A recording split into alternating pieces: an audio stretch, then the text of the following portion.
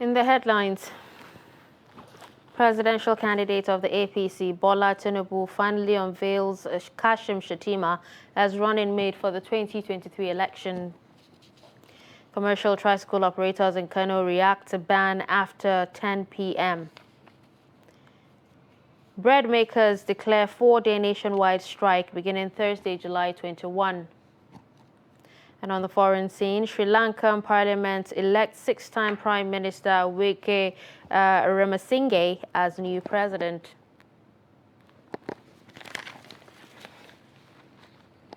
Hello and welcome to Trust News Update. I'm Dashan Hussaina Usman.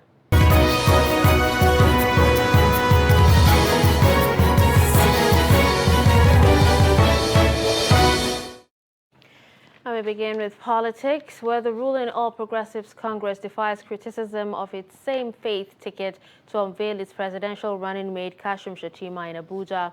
National chairman of the party, Abdullahi Adamu, presented the running mate to Bola Tinubu on Wednesday with a call on party faithfuls to unite for victory in the 2023 elections. Trust TV's Shafiu Suleiman reports that the event attracted stakeholders from across the country to the Yar'Adua Center, venue of the event.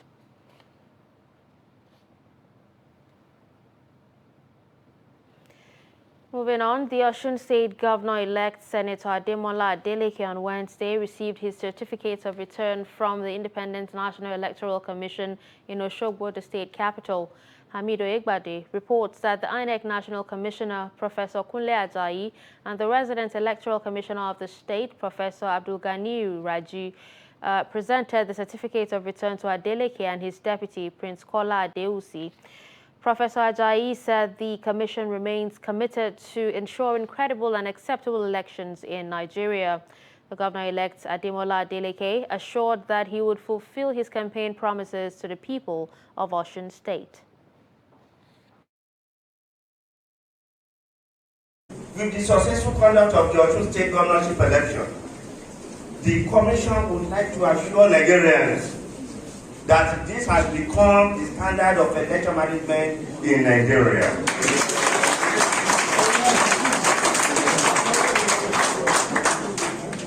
On behalf of INEC, as an electoral umpire, under the able leadership of the Honorable Chairman, Professor Mahmoud Yakubu, we are consistent in achieving our vision to become one of the best election management bodies in the world.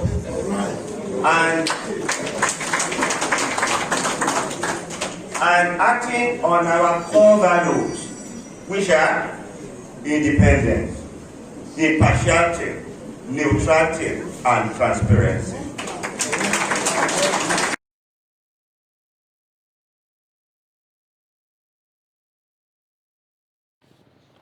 Meanwhile, the appeal court sitting in Akure, Ondo State, has affirmed Osun State Governor-elect Ademola Adeleke as the authentic governorship candidate of the People's Democratic Party in the just concluded gubernatorial poll in the state.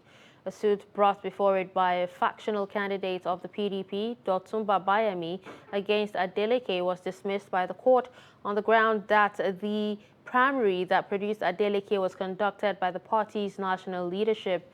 The ruling on Wednesday came barely 2 months after the Osun High Court declared the governor-elect as the true candidate of the PDP for the governorship election held recently in the state. Before the ruling, Babayemi had asked the courts to recognize him as the authentic candidate of the party and nullify the primary that produced Adeleke following the parallel primaries held on March 9. The Zamfara State government says the emir of Birnin Dotong Emirate, Aliyu Marafa, was suspended because he was wrong to have conferred a traditional title on Ado Aliero, who is on the wanted list of the federal government for security reasons. The state's Commissioner for Information, Ibrahim Dosara, made this known while speaking with newsmen over the controversy that surrounded the suspension of the 2-month-old emir. The report. The Zamfara State Commissioner for Information, Ibrahim Dosara, said although any emir can appoint traditional title holders without seeking approval from the state government, the turbaning of Ado Aliero is different because he is on the wanted list of the federal government. Dosara explained that since Ado Aliero was a wanted man, The suspended Emir Aliyu Marafa ought to have written to the state government seeking approval through the governor, who will in turn forward the request to the State Security Council, which will screen and thereafter submit its recommendation to the State's Executive Council for ratification. According to him, a committee has been appointed to investigate the circumstances that led to the conferment of the traditional title, noting that recommendations of the committee will inform what action will be taken against the suspended Emir. Under normal circumstances, any emir can appoint traditional title holder without seeking approval from the government. But because Adamu Aleru is on the wanted list of the federal government for security reasons, the emir ought to have written to the government seeking for approval through the governor, who will forward such request to Security Council meeting, who will screen and look the pros and cons of appointing that person to that title. But none of this was done. The commissioner, while lauding communities in the state for taking initiatives that will lead to the restoration of peace in their domains and subsequent return of farming, however, warned that such steps must be within the confines of the law and based on sound moral standards. Well, like we said, the general term or preference for the committee is to find out the circumstances that led to comparing that title on that person. Dosara assured that the state government will ensure that it does nothing capable of jeopardizing the federal government's effort to rid the country of violent criminals. Theatre commander of Operation Hutton case said the military will not relent in its efforts to rescue Leah Sharibu and other Chibok schoolgirls from terrorists. The commander stated this during the official handing over of medical equipment by NSCDC to the army at Maimalari cantonment. He revealed that it has rescued another abducted Chibok schoolgirl, Ruth Bitrus, during its operations. He then lamented that IEDs are affecting its operations and called on the government to support the military with rehabilitation of the conflict areas. Because of the nature of the IEDs, we have to come on foot and start scanning the width and breadth of the road. So you can imagine if you are even covering just 1 kilometer, how long it will take. The Dambua Road, the Maiduguri Dambua Road view is about 885 kilometers. The Maiduguri Mongodu Road is about 145 kilometers. It takes us the whole day to cover such distance. We believe that if these roads are properly tarred, constructed, it will take 65% of our challenge. The things we've been able to achieve last month, we were able to recover 2 of the Chibok girls, and we have released them to the state government for eventual release to their family. Today, here we have amongst us one of the Chibok girls. That's the 3rd one we have gotten within 2 months. On security, operators of commercial tricycle in Kano say the recent ban of their operations will not change anything but only affect commuters. They're reacting to the restriction on their activities from 10 p.m. effective Thursday. The State Security Council took the decision as part of measures to address security breaches often executed in the night using the tricycles locally called Adaide Tasahu. Have cause to go out. To my colleagues is to be patient since the ban is already imposed. We should just be patient. We have nothing to say. We just pray that it turns out to be good for us. My colleagues should exercise patience. The ban will affect many people, not just operators, but business owners. If they close after 10 p.m., who will take them home? This is not even the problem. The big problem is customers coming from outside Kano after midnight. What happens to them? We love peace here. If this ban is meant for us, other people will suffer it most.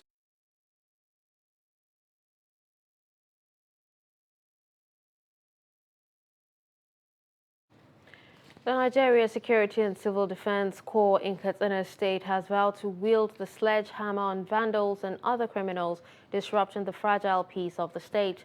State Commandant of the NSCDC, Mohammed Bello, announced this while parading some suspected electricity transformer vandals in Katsina. Trust TV's Abdullahi Yamadi reports that the fight against vandals and other miscreants is coming at a time when the war against terrorists is hitting hard on citizens of the state. His report. These suspects were caught in the act and arrested by the NSCDC in Kanja local government. Activities of vandals have thrown dozens of communities into darkness and untold hardship in the last few months. And actually these people, they are not first-time offenders. They actually participated in series of petty crimes in Dubai town. They were responsible for stealing sets of generators. They were responsible for even setting ablaze a farm product belonging to someone. It's called Ibrahim. They were also responsible for stealing domestic animals. They were equally responsible for breaking into the Sharia court complex in Dubai and stealing fans and other items. So they are serious criminals. But this command, in its efforts, because we are not relenting in our effort to fight these people that are destroying, vandalizing critical infrastructure and assets. So we are making all efforts to make sure that all these people are brought to book. The suspected vandals and miscreants, Kabir Janaidu, Yahya Yunusa, and Muhammad Hamza, who confessed to committing the offense, are asking the NSCDC to temper justice with mercy. Others in the custody of the NSCDC are two suspected phone snatchers who were arrested in connection with snatching and beating their victims to the point of coma. I regret my actions. I participated in the vandalization of so many electricity transformer and cables in Katsina State. There was a time we took some materials to Lokoja in Kogi State, where we sold them to one of our masters. We were arrested for the offense we have committed. We are victims of circumstances. There is poverty everywhere, no food, no job, no capital, nothing. This is out of necessity.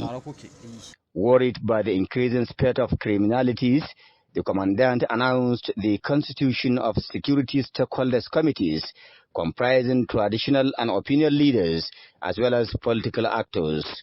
The committees also include chairmen and secretaries of community security committees to assist the NSCDC and sister security organizations to checkmate the activities of miscreants in Katsina metropolis. The ancient city of Katsina is facing a serious breach of security fueled by political thuggery on other criminal acts. Abdullahi Ismayamadi, Trust Television News, Katsina. The House of Representatives has called on the federal government to assist the people of the Darazo community in Bauchi State who were affected by a devastating flood a few days ago. The House said such assistance should be channeled through the National Emergency Management Agency, the Northeast Development Commission, as well as other agencies. This followed the adoption and passage of a motion moved by the member representing Darazo Ganjua Federal Constituency, Mansur Manu Soro, at plenary on Wednesday. Presenting the motion, the lawmakers said the devastating floods destroyed more than 200 houses, farmlands, and other sources of livelihood. You're watching Trust News Update. Coming up after the break. Struggling dry meat business. Do stay with us.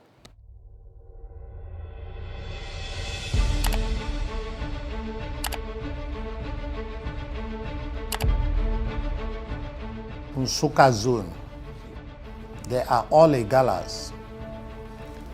Cultural wise, their masquerades are gala masquerades. Gala nation had embarked on expansionist war severally.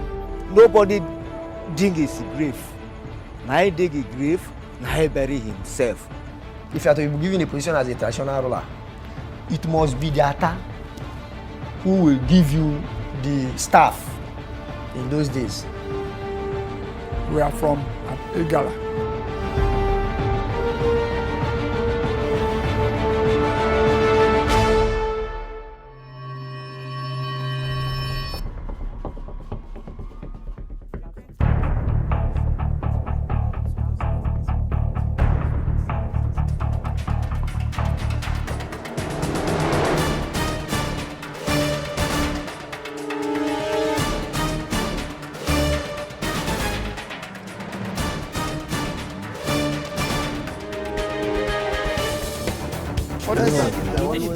That's great. You could see.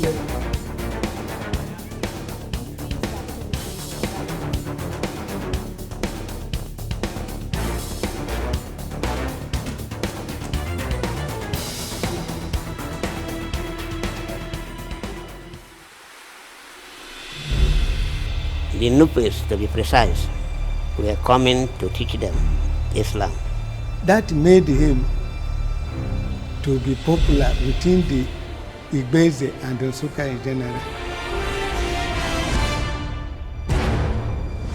We butcher horse meat here and we sell it here.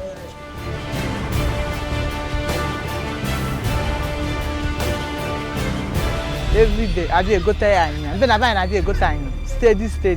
They don't like to chop another meat.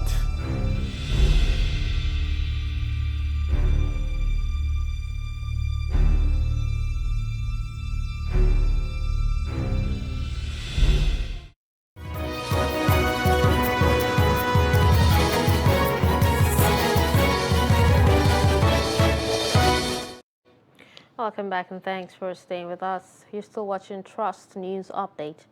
Let's take a look at some of our major stories. We told you that presidential candidate of the APC, Bola Tinubu, finally unveils Kashim Shettima as running mate for the 2023 elections. We also heard that commercial tricycle operators in Kano react to ban after 10 p.m. Still ahead, one of the two Catholic priests abducted in Kaduna State on Friday has been found dead. The duo were whisked away from the rectory of Christ the King Catholic Church, Yadingaru, in Lere local government area of Kaduna State, where they were on an assignment.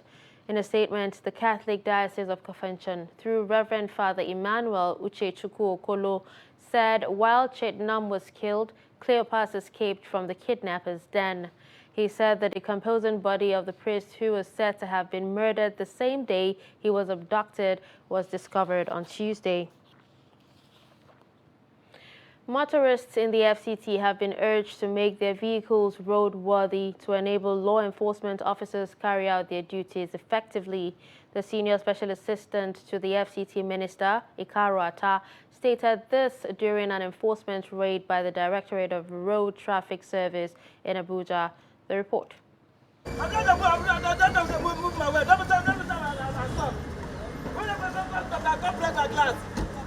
Ikaru Atta further revealed that the exercise is in line with the master plan of the Federal Capital Territory. We have seen so far is all a chain. The city runs as a chain.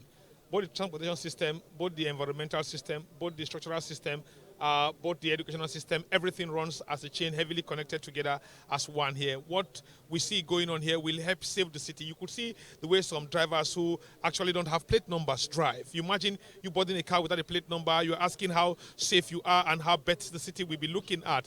The clampdown, which started from Wuye, saw the team impounding vehicles to serve as deterrents to road users in the Federal Capital Territory. The team also used the opportunity to sensitize road users on car maintenance. Places like Jabi Upstairs, Jabi Masallachi, Jabi Yakubu, and other areas were also not left out in the operation. The head of Public Relations Division of the Directorate of Road Traffic Service, Kalu Emetu, further explained that the enforcement operations became necessary to get rid of all unworthy cars in the FCT, adding that roadside motor parks would also not be spared to curb the rate of criminality in the state.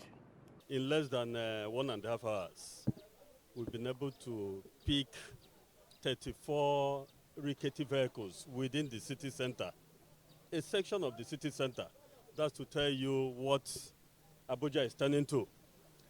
When people walk, it's as if they are not walking. All the efforts we are making to keep Abuja clean, to rid Abuja of all these rickety vehicles.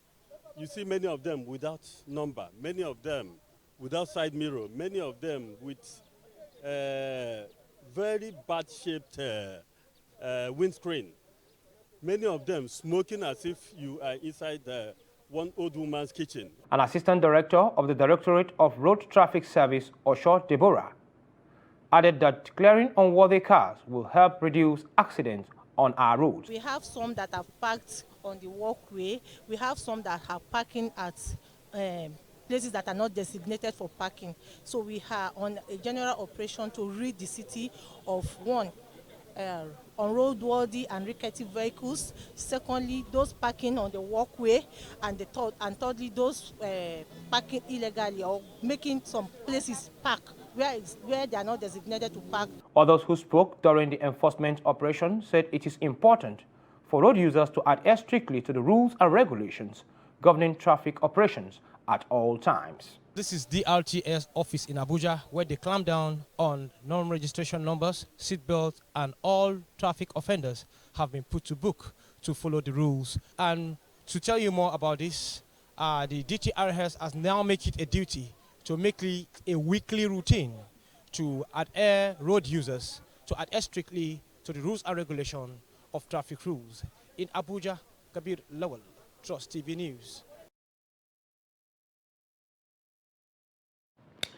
Dried meat, popularly known as kilishi, is among the most profitable trades associated with butchers in northern Nigeria.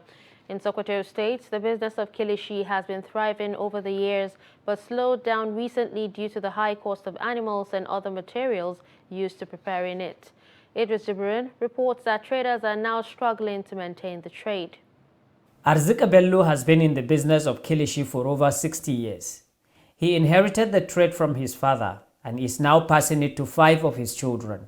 There was a time when you can never get kilishi anywhere in Sokoto apart from this place. But now that people are gradually realizing the importance of kilishi, you can find it in many parts of Sokoto State. Dried meat, otherwise known as kilishi, is done from various animals and is popular among butchers in many parts of northern Nigeria. In Sokoto State, traders say the business of kilishi is paying off. Honestly, this trade is very important and is helpful to us. It's been helping us because we grew up and see our father doing this business, and he taught us how to do it, and we are still doing it. And it is with this trade that he took our responsibilities from primary school to secondary school. Some of us have even finished university. But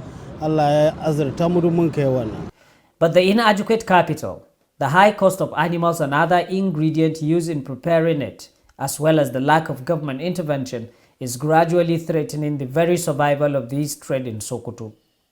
Actually, our main challenge is the high cost of animals and the other ingredients that we are using to prepare the kilishi. In fact, some animals, if you slaughter it, you can't even make the money out of it because it's very expensive. So everything is actually expensive, and we have been yearning for government intervention, and up till now it hasn't come. We've been trying, and they have been promising us that they will help us, they will assist us in making this trade better. But up till now, we haven't seen any assistance. Although several promises were made to these people, but they say it hasn't been fulfilled yet, and that if nothing is done to assist them, their business may be extinct. Idris Jibrin, Trust TV News, Sokoto. The Nigerian electricity grid crashed on Wednesday to 0 megawatts after a fault that threw the entire country into blackout. This is coming 38 days after a similar collapse in June 12 and just 20 days after the Nigerian Electricity Regulatory Commission activated a partial contract order for the Nigerian electricity market to guarantee 5,000 megawatts and at least 4,000 megawatts. The latest system collapse, being the 5th this year, occurred around 12 noon when the grid went blank. As of 11 a.m., data from the System Operations section of the Transmission Company of Nigeria indicated that the grid generation had dropped from over 3,000 megawatts earlier to 2,788.90 megawatts with 19 active generation companies. Moving on to business, Premium Bread Makers Association of Nigeria, comprising owners, managing directors and partners of premium bakeries in Nigeria, have concluded plans to embark on a 4-day warning strike beginning Thursday, July 21, 2022. President of the association, Emmanuel Onuora, and Public and Industrial Relations Officer, Babalola Thomas, said the decision is in protest against increasing prices of baking materials in the country, saying it has become impossible to operate bakeries in Nigeria. The association asked the federal government to stop charging 15% wheat development levy on wheat import. In addition, they requested NAFDAC to review downwards the 154,000 naira penalty charged bakeries on late renewal of certificates. On the foreign scene, Sri Lanka's parliament on Wednesday overwhelmingly voted 6-time Prime Minister Ranil Wickremesinghe as president to replace Gotabaya Rajapaksa, who fled the crisis-torn country and resigned last week. Official results showed Wickremesinghe polled 134 votes in a 3-cornered parliamentary vote, with his main opponent, Dulas Alahapai-Ruma, getting 82 and leftist Anura Dissanayake just 3, giving him an absolute majority on first preferences. Addressing Parliament shortly after the vote, Wickremesinghe declared the country's divisions are now over and invited Alahapai-Ruma to join him and work together to bring the country out of the crisis it is facing. And finally, in sports, UEFA says it reported 290 cases of offline abuse to social media companies during the group stage of the European Women's Championship. European football's governing body launched a new project at the start of Euro 2020 to monitor, report and remedy cases of online abuse. Of the 290 abusive posts, 55% have been removed by social media companies. England, where one of the teams, most affected by the abusive post, along with Spain, France, and Italy. With this, we've come to the end of Trust News Update. Don't forget to follow us across all our social media platforms. I'm Dashan Husseina Usman. Thanks for watching.